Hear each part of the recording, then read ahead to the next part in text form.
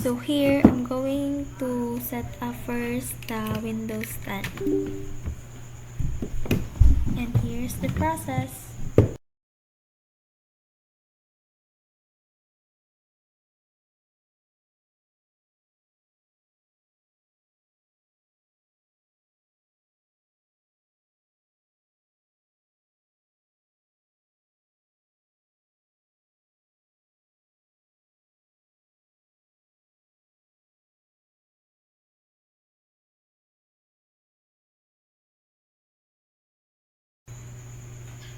So after I set up the Windows 10, I go to VirtualBox and create new, and here I set the virtual machine name and go to ISO image to browse the ISO file that I have downloaded. So here I've set the base memory into 4 MB and the number of CPUs into 2. And after that, I've checked the specification of virtual hard disk if it is correct and click finish.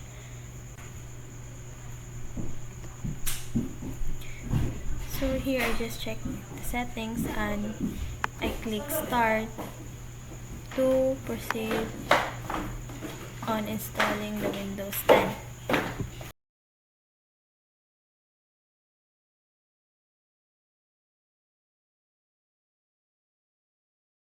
So here I'm starting installing the Windows 10.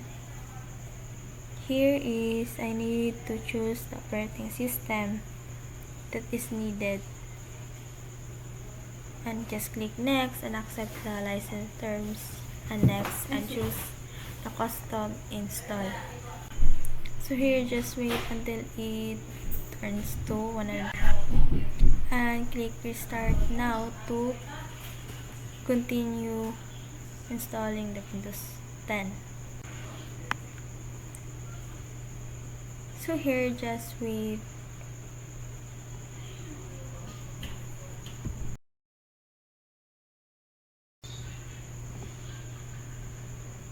So here is the continuation of installing.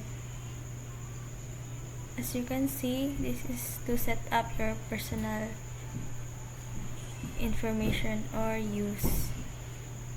So you're going to set up your name and password here and just click next and some security questions that is needed for the safety of your Windows 10.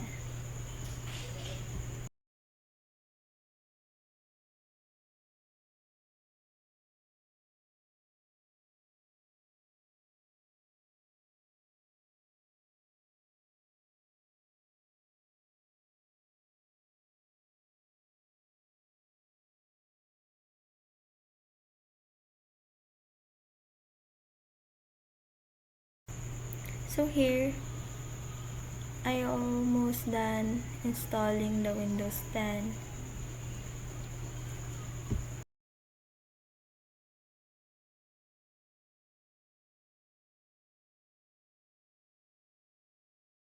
So now that I'm done installing the Windows 10, and as you can see that the Windows is not full, so we need to make it full. Here's the full process on how to make the Windows full.